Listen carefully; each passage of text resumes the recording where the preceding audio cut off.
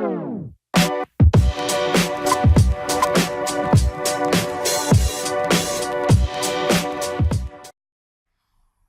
tout le monde, bienvenue dans notre nouvelle vidéo qui va traiter le sujet des macros avec le tableur calque. Nous sommes Mehdi Khalili et Reha Beladnani de la filière génie logiciel à l'École supérieure des technologies et nous avons comme devoir à faire de vous présenter les macros. Le plan qu'on va suivre est, tout d'abord on commence par une petite introduction, ensuite qu'est-ce que le LibreOffice, qu'est-ce que le tableur calque, qu'est-ce qu'une macro, comment la créer, l'enregistrer et enfin comment l'exécuter. Tout d'abord, comme il serait agréable de créer ses propres commandes, de ne plus avoir à exécuter chaque mois une dizaine de manipulations pour créer le même rapport, de pouvoir cliquer sur un bouton ou exécuter un raccourci clavier pour que ce rapport s'imprime automatiquement. Tout cela est possible avec la plupart des tableurs récents. Dans Excel et Calc, il suffit pour cela de créer une macro, qui est un mini-programme qui exécute une tâche répétitive. Les macros sont écrites dans un langage de programmation spécifique. Une macro est une séquence enregistrée de commandes ou de saisies au clavier qui sont conservées pour une utilisation ultérieure. Un exemple de macro simple serait une macro qui saisit votre adresse. Le langage de macro LibreOffice est très souple et permet l'automatisation de tâches simples ou complexes.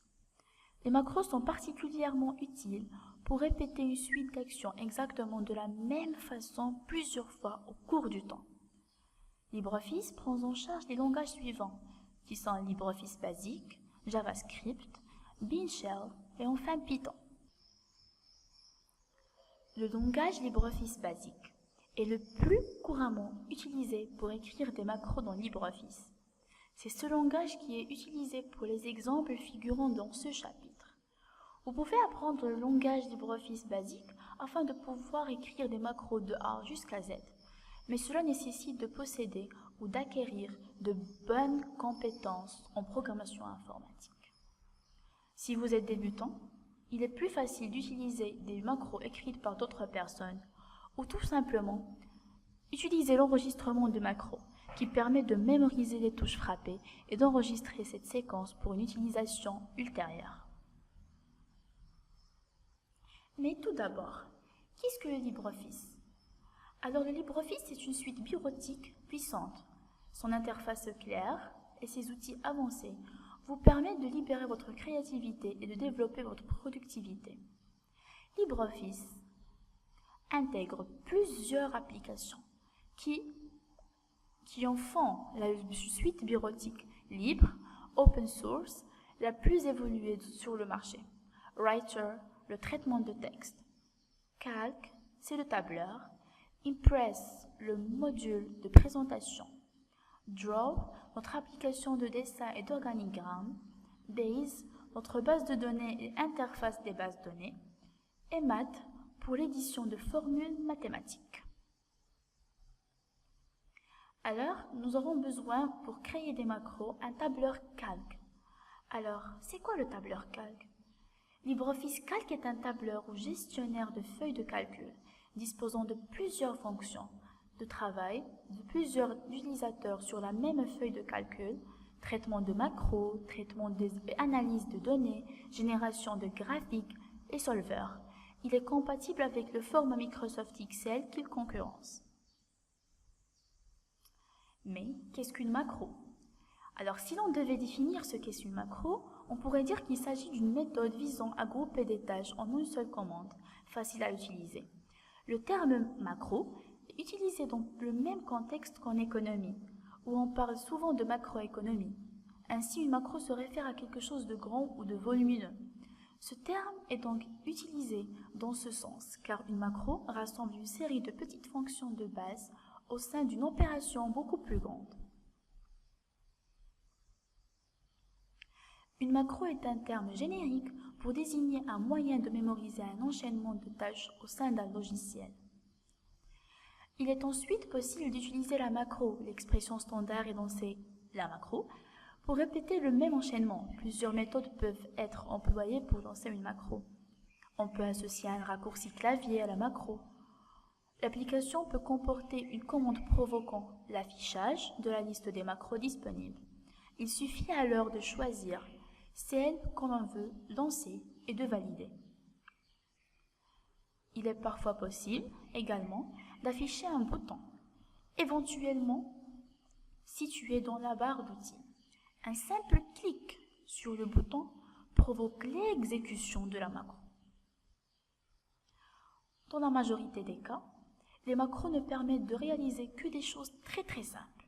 Par exemple, la mise au page d'un document, l'orientation ou les marges par exemple. Dans un traitement de texte, les macros sont alors des petits programmes automatiques. Dans ce contexte, il est parfois possible d'accéder au code de la macro, c'est-à-dire au programme, pour modifier tel ou tel paramètre. Cette option améliore les choses, mais les possibilités restent cependant limitées. En tant qu'outil de programmation, ces macros manquaient à la fois de souplesse et de puissance. C'est pourquoi les informaticiens les ont toujours considérés avec condescendance. Ce type de macro a tout de même rendu service à un certain nombre d'utilisateurs grâce au temps gagné. Alors, résumons tout ce qu'on vient de dire comme définition. Une macro est une procédure, c'est-à-dire un ensemble d'instructions qui exécutent une tâche spécifique ou renvoient à un résultat.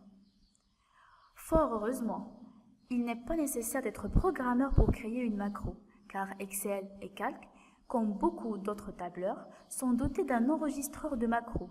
Il fonctionne un peu à la manière d'un magnétophone ou un magnétoscope. Si ce n'est qu'au lieu d'enregistrer du son ou de la vidéo, il enregistre des appuis sur des touches et des actions à la souris. Ce chapitre montre comment créer les macros, les exécuter et les modifier. Bonjour. Premièrement, nous allons voir comment installer le LibreOffice. D'abord, on consulte le site officiel du logiciel intitulé libreoffice.org.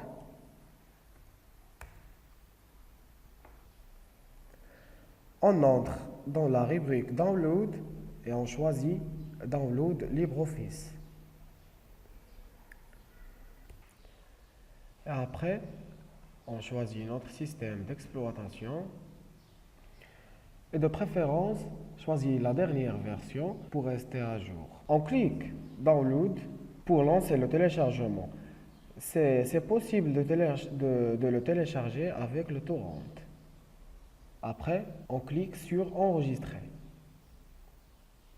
Une fois le téléchargement terminé, on continue l'installation en exécutant le logiciel téléchargé. On clique sur Suivant. Le téléchargement, comme vous voyez, c'est très simple. On choisit l'installation standard, Suivant. Tout simplement, on clique sur Installer et attendre l'installation. Après avoir fini l'installation, on ouvre l'icône du LibreOffice qui apparaît dans le bureau. Et on choisit le classeur Calc. Comme vous voyez, l'interface du Calc est très simple. Il y a beaucoup d'options et d'outils. Alors, pour bien comprendre comment ça fonctionne les macros, on va premièrement créer un petit tableau. On créera un tableau qui contient les résultats de la filière génie logiciel. Donc, le tableur est très utile pour effectuer beaucoup d'opérations. Par exemple, regarder des évolutions, calculer des sommes, des moyennes et plein d'autres choses. Tout d'abord, toutes les cases ici s'appellent des cellules. Ils ont tous une adresse. Par exemple, cette cellule que j'ai cliquée, qu'on appelle une cellule active. Il est entouré de gras. Et là, pour l'adresse E10. Maintenant, je clique sur cette cellule. Il devient une cellule active. Son adresse est D14. Et l'ensemble de toutes les cellules forme une feuille de calcul. Et si on veut ajouter une autre feuille, on clique sur plus. Alors maintenant, on passe à la création d'un tableau. Notre exemple doit être composant de 5 colonnes. La première colonne, c'est le nombre d'étudiants.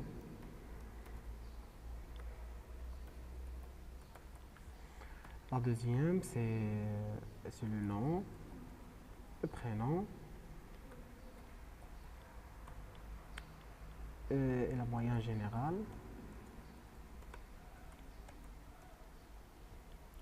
Et le décision.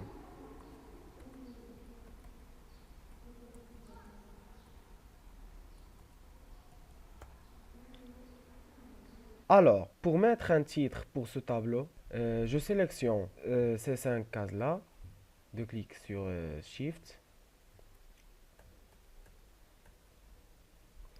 et je clique ici ou ici pour je clique ici pour fusionner et centrer les cellules, comme ça. Et j'écris par exemple, les résultats de la première semestre.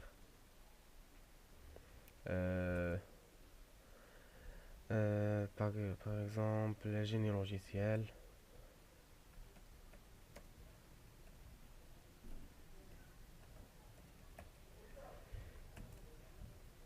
« 2017-2018 ». Je fais comme ça. Oui, c'est bon. On suppose, par exemple, en cette classe, on a 20 étudiants. Donc, on doit remplir les informations du 20 étudiants. Et à la place d'écrire le nombre des étudiants par suite comme ça, 1, 2, 3, 4, etc., on écrit seulement le 1, comme ça. Delete. On écrit seulement le 1. Et puis, on clique sur ce coin-là et on le baisse jusqu'à le nombre 20. Et on le baisse jusqu'à le nombre 20, comme ça. 20. Et puis, c'est le tour du tableur calque qui va incrémenter automatiquement le nombre 1 jusqu'à le nombre 20. D'abord, on passe à la création de ce tableau. Par exemple, là.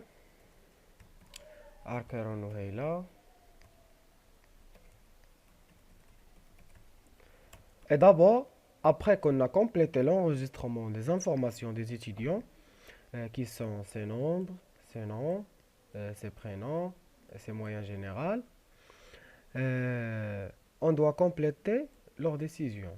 Aussi en parallèle. Et dans cette dernière, à la place d'écrire par exemple V, c'est validé, ou MV, c'est non validé, à chaque ligne, on clique de tout simplement pour activer ces cellules-là et on dirige vers assistant fonction.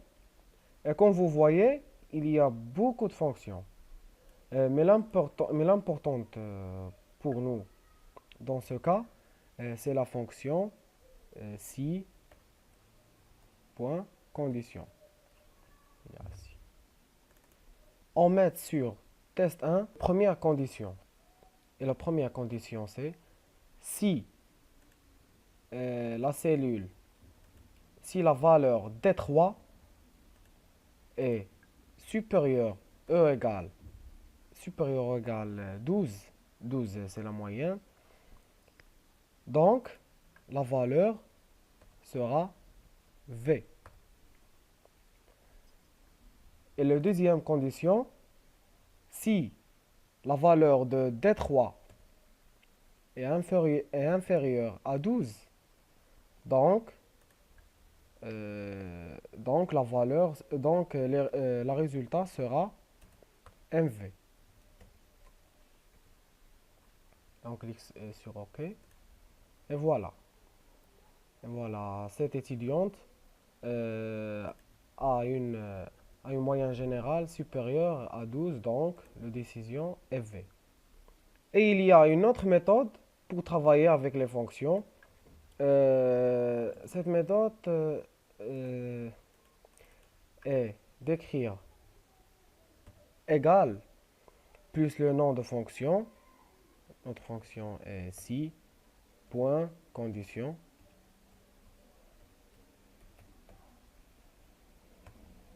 Après, on ouvre les accolades. On écrit la première condition. C'est D3 supérieur ou égal 12. Donc, la valeur sera V. Et la deuxième condition, c'est T3, si T3 inférieur à 12, donc la valeur sera un V. Et on ferme les accolades. On clique sur Entrée et la décision est V. Mais moi, personnellement, je préfère la première méthode parce qu'il est très simple. Et après ça, on applique la même chose qu'on appliquait avec le nombre d'étudiants. Et hop. Et le tableau calque va jouer son rôle. Comme vous voyez, les noms ne sont pas triés par l'ordre alphabétique car on l'écrit par hasard. Donc, pour les trier, on sélectionne le nom, le prénom, le moyen général et la décision. Ensuite, on clique sur autofiltre et ça transforme des flèches comme ça. Après, on clique sur tri croissant et comme ça, on peut facilement trier les noms par l'ordre alphabétique. Et la cause de la négligeable du nombre d'étudiants et de ne le pas sélectionner, c'est les nombres vont perdre leur ordre aussi. D'abord, on passe à l'enregistrement d'une macro. Alors, si vous devez effectuer des opérations de manière répétée, comme la saisie d'informations fixes par exemple, vous pouvez créer une macro qui mémorise ces opérations. La façon la plus simple de la faire est d'utiliser l'enregistrement de macro. Alors, notre première macro est posée justement pour modifier les couleurs et la façon d'écriture des cellules principales qui se composent du nom, prénom, nombre d'étudiants, moyenne générale, etc. Et avant ça, en vérifiant que l'enregistrement de macro est bien actif, en allant, dans Outils, Options, LibreOffice et Avancé. Et en cochant l'option Activer l'enregistrement de macro. Par défaut, cette fonction est désactivée lors de l'installation de LibreOffice sur votre ordinateur. On clique sur OK. Alors, pour enregistrer une macro, la première étape, toujours, c'est activer une cellule. C'est très important. Deuxièmement, on choisit Outils, macro et enregistrer une macro. Maintenant, la macro est en train d'enregistrer mes opérations. Alors, la troisième étape est effectuer la séquence d'opérations que vous désirez. Par exemple, on met l'étudiant, le texte en gras, par exemple, et je change la couleur de fond. Par exemple, je choisis le vert.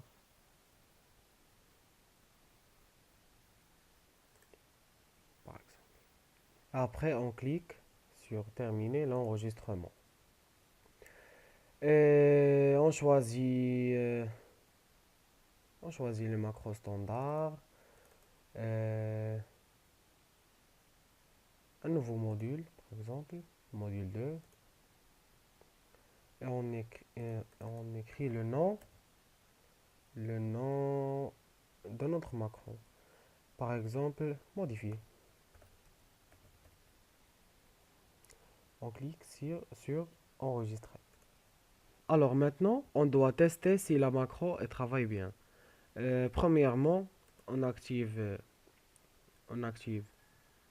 ces cellules et on choisit utile, macro et exécuter la macro. On choisit mes macros standard, le module 2 et notre macro c'est modifier. Et on clique sur exécuter la macro. Et voilà, et comme vous voyez, la macro est appliquée toutes les opérations que j'ai appliquées sur la cellule de nombre d'étudiants. Alors, c'est possible que vous me disiez qu'on peut tout simplement faire comme ça sans enregistrer un macro. Oui, on peut le faire, mais c'est juste un petit exemple pour bien comprendre comment ça fonctionne les macros. Alors, la question qui se pose d'abord, s'il faut se dépasser par utile, macro, exécuter le macro, etc. pour exécuter le macro, et si c'est la seule façon, non. Il y a une autre façon, simple, courte et pratique. Et c'est qu'on crée un bouton et qu'on clique sur le macro s'exécute automatiquement. Et cette méthode, c'est cliquer sur affichage, barre d'outils et contrôle de formulaire. Et on clique ici pour créer un bouton. Et comme ça, on clique droite, on clique sur contrôle, événement et bouton de la souris enfoncé. On clique ici et on clique sur macro et on choisit notre macro modifié. Clique sur OK. OK. Et aussi pour modifier le nom sera modifié. Le nom de la macro. On ferme cet onglet. Alors, pour tester la bouton, alors premièrement, je clique sur mode conception et on sélectionne ces cellules et on clique sur le bouton. Hop, et voilà. Le bouton fait le rôle de la macro. D'abord, on passe à un autre petit exemple. On va créer une autre macro qui transforme chaque écriture au milieu de chaque cellule. Alors, premièrement on active la cellule et on choisit utile, macro, enregistrer une macro. On fait, et on va faire tout simplement comme ça. On clique sur terminer l'enregistrement. Je nomme mon macro, mon nouveau macro, comme centre, par exemple. Et on clique sur enregistrer. Et on crée une autre bouton. C'est très simple. On clique droite, contrôle, événement,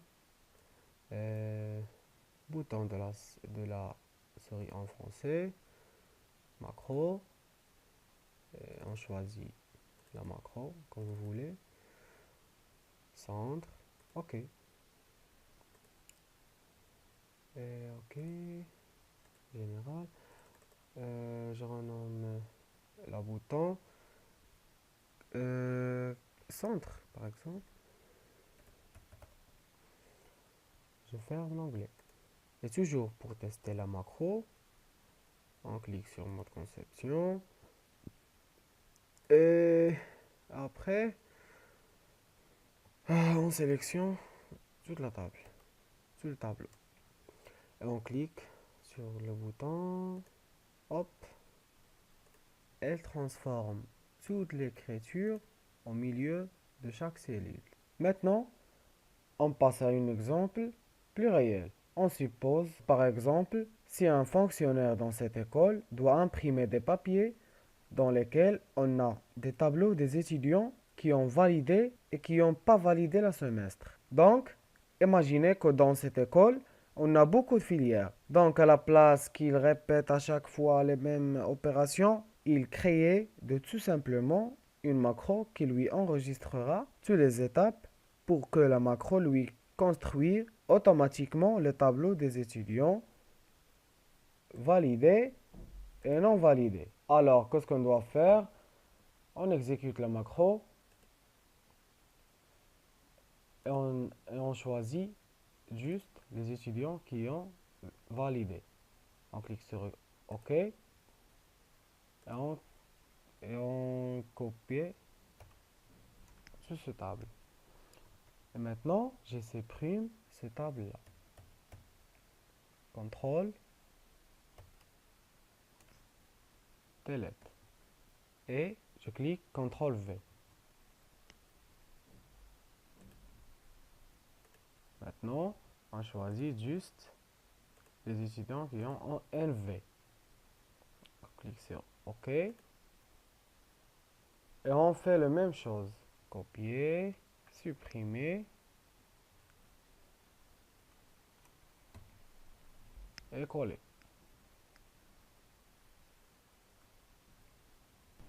Et on met le tableau par défaut.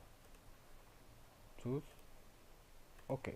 Et on clique sur terminer l'enregistrement et créer un autre macro qu'on s'appelle séparation. Et enregistrer. Et comme d'habitude, on a créé un bouton. Contrôle, événement, sur la macro. C'est très simple. OK. Général. Séparation. Alors maintenant, pour tester notre macro, on supprime ce tableau, les données de ce tableau, et le premier tableau et le deuxième tableau. Et on clique sur le bouton. Hop. On a les deux tableaux. Ce sont les étudiants qui ont validé. Ce sont les étudiants qui en ont validé. Maintenant, on échange les noms des étudiants. Par exemple, cet étudiant, Zidan Alaoui, je vais mettre pour lui, par exemple, 14,30 par exemple. Et pour Hashim, par exemple, je vais mettre une note inférieure au 12, par exemple 10. Et lorsqu'on clique sur le bouton, regardez ce qui va arriver. Zidane devient à la liste des validés. Et Hashim à la liste des étudiants qui ont non validé. Et comme ça qu'on organise un macro avec le tableur calque. J'espère que mon explication était simple, facile et pratique. Et puis, je veux remercier pour votre bien attention. Merci.